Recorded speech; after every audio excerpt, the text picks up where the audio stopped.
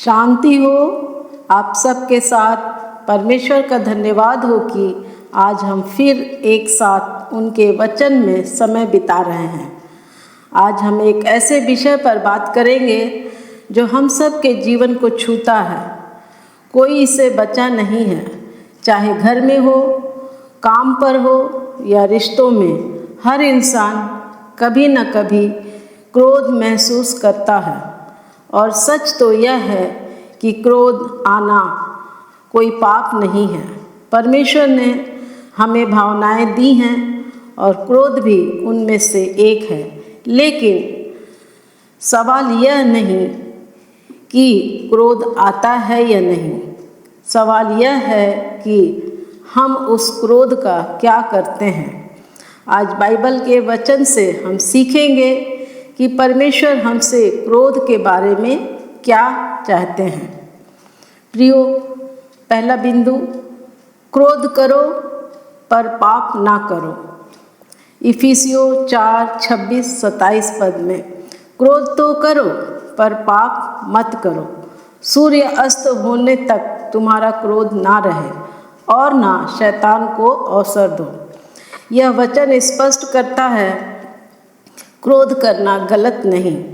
पौलुस यहाँ यह नहीं कह रहे हैं कि क्रोध कभी मत करो, यह कह रहे हैं क्रोध करो पर पाप मत करो। इसका मतलब यह है कि क्रोध एक भावना है, पर उसे संभालने का तरीका ही तय करता है कि वह पाप बनेगा या नहीं। सोचिए, जब हम किसी अन्याय को देखते हैं, जब कोई हमारे परिवार को खुद दुख देता है, जब कोई हमारे परिवार को दुख देता है, जब हम किसी गलत काम को होते देखते हैं, तब गुस्सा आना स्वाभाविक है। यीशु मसीह भी मंदिर में व्यापारियों को देखकर क्रोधित हुए थे। तो क्रोध अपने आप में पाप नहीं, पर यह वचन एक चेतावनी भी देता है, सूर्य अस्त होने तक तुम्हारा क्रोध ना रहे। यानी क्रोध को दिल में लंबे समय तक मत रखो।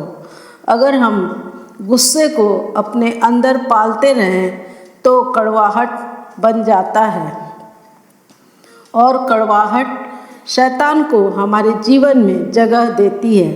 वचन कहता है, ना शैतान को अवसर दो। तो पहला सत्य यह है, क्रोध आना गलत नहीं, पर उसे लंबे समय तक पकड़े रहना और उसमें पाप करना यह गलत है।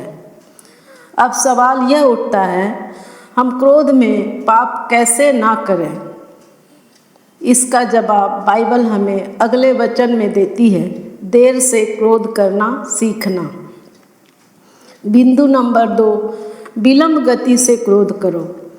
याकूब 1:19-20 पद में लिखा है, इसलिए हर एक मनुष्य सुनने में तत्पर, बोलने में धीरा और क्रोध करने में धीमा हो, क्योंकि मनुष्य का क्रोध परमेश्वर की धार्मिकता को उत्पन्न नहीं करता। यहाँ याकूब हमें 3 बहुत व्यवहारिक सलाह देते हैं। सुनने में तत्पर रहो, बोलने में धीरे रहो और क्रोध करने में धीमे रहो। ध्यान दीजिए, क्रम कितना महत्वपूर्ण है। पहले सुनो, फिर सोच समझ कर बोलो और तब तक क्रोध मत आने दो। पर हम अक्सर इसका उल्टा करते हैं। पहले क्रोधित होते हैं, फिर बिना सोचे बोलते हैं और सुनने का तो समय ही नहीं देते हैं। प्रियो, बाइबल हमें सिखाती है कि विलंब से क्रोध करने वाला व्यक्ति ही धार्मिकता के मार्ग पर चल सकता है। जल्दीबाजी में लिया गया गुस्सा कभी परमेश्वर की भलाई को उत्पन्न नहीं करता, वह सिर्फ नुकसान पहुंचाता है, चाहे शब्दों से हो या कामों से। परमेश्वर का स्वभाव। अब यहाँ एक बहुत सुंदर सच्चाई है, यह विलंब से क्रोध करना, यह धीरज धरना कोई इंसानी विचार नहीं है। यह खुद परमेश्वर का स्वभाव है। भजन संहिता 103:8 में देखते हैं, यहोवा दयालु अनुग्रहकारी है, वह विलम्ब से कोप करने वाला और अति करुणामय है।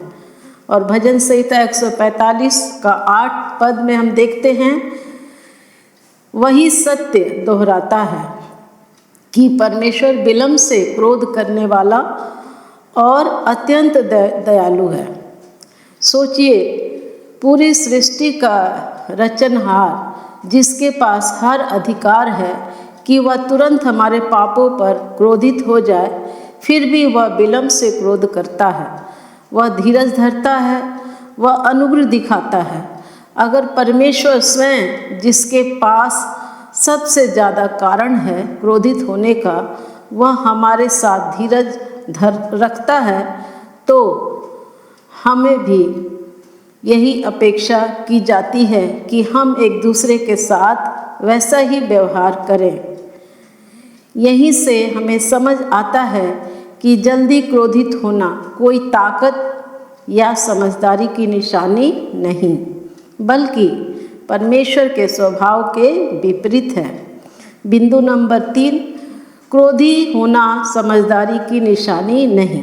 नीति वचन 14:29 कहता है, जो धीरज धरने वाला है वह बड़ा समझदार है, परंतु जो झट क्रोधित होता है वह मूर्खता को बढ़ाता है। नीति वचन 15:18 में लिखा है, क्रोधी मनुष्य झगड़ा उत्पन्न करता है, परंतु विलम्ब से क्रोध करने वाला झगड़े को शांत करता है। यहाँ बाइबल में साफ शब्दों में लिखा है, जो जल्दी क्रोधित होता है वह समझदार व्यक्ति की निशानी नहीं दिखाता, बल्कि मूर्खता को उजागर करता है। दुनिया शायद सोचती है कि गुस्सा दिखाना ताकत है, पर परमेश्वर का वचन कहता है इसका उल्टा है। असली ताकत धीरज में है, नियंत्रण में है। और ध्यान दीजिए, दूसरा वचन क्या कहता है, क्रोधी मनुष्य झगड़ा उत्पन्न करता है, पर विलम्ब से क्रोध करने वाला झगड़े को शांत करता है। यानी हमारा स्वभाव चाहे क्रोधी हो या धीरजवान, सीधे तौर पर हमारे घर, हमारे रिश्ते और हमारी मंडली के माहौल को प्रभावित करता है। बिंदु नंबर 4, क्षमा करना सीखें। बाइबल में हमें सिर्फ यह नहीं बताती कि क्रोध को कैसे रोकें, बल्कि यह भी सिखाती है कि उसके बाद क्या करें। इफिसियों 4:31 और 32 में स्पष्ट लिखा है, सब प्रकार की कड़वाहट, प्रकोप, क्रोध, कलह और निंदा को अपने मन से निकाल दो और एक दूसरे के प्रति दयालु और कोमल हृदय के बनो और एक दूसरे को क्षमा करो, जैसे परमेश्वर ने भी मसीह में तुम्हें क्षमा किया। यह वचन हमें एक कदम आगे ले जाता है। सिर्फ क्रोध को रोकना काफ़ी नहीं, बल्कि उसे जड़ से निकालना है।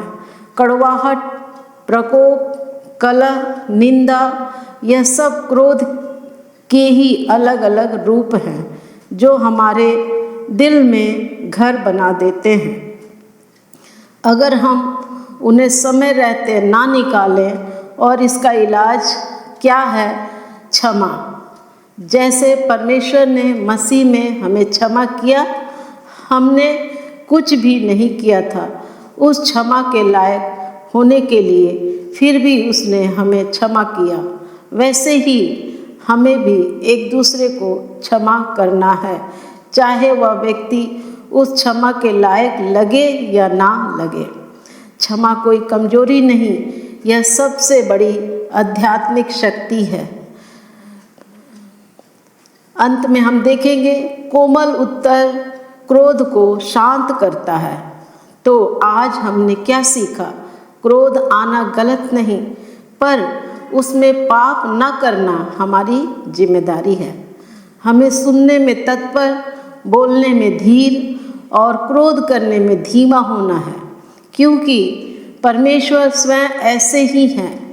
जल्दी क्रोधित होना समझदारी नहीं है, मूर्खता है। और अंत में हमें कड़वाहट को निकालकर क्षमा करना सीखना है। अब बाइबल में हमें एक बहुत व्यवहारिक हथियार देती है, जिसे हम आज से ही इस्तेमाल कर सकते हैं। नीति वचन 15 उसका 1 कहता है, कोमल उत्तर से क्रोध ठंडा हो जाता है, परंतु कठोर बात से क्रोध भड़क उठता है। कोमल उत्तर से क्रोध ठंडा हो जाता है, परंतु कठोर बात से क्रोध भड़क उठता है। सोचिए इस पर। अगली बार जब कोई आपसे गुस्से में बात करे, आपके पास 2 रास्ते होंगे। एक रास्ता है कठोर जवाब देना, जो आग में और तेल डालने जैसा है। दूसरा रास्ता है कोमल उत्तर देना, जो उस आग को शांत कर देता है। यह छोटा सा सिद्धांत है, पर इसकी शक्ति अद्भुत है। एक कोमल शब्द, एक धीरज भरा जवाब, एक शांत आवाज़ यह किसी भी झगड़े को वहीं रोक सकता है जहां वह बढ़ भी सकता था। तो आज रात सोने से पहले अगर आपके मन में किसी के प्रति क्रोध या कड़वाहट है, उसे वहीं छोड़ दीजिए। माफ़ करने का कदम उठाइए। याद रखिए, सूर्य अस्त होने तक तुम्हारा क्रोध ना रहे। परमेश्वर आपको धीरज दे, आपको कोमल हृदय दे और आपके घर में, आपके रिश्तों में शांति बनाए रखे। परमेश्वर आपको आशीष दे। जय मसीह की।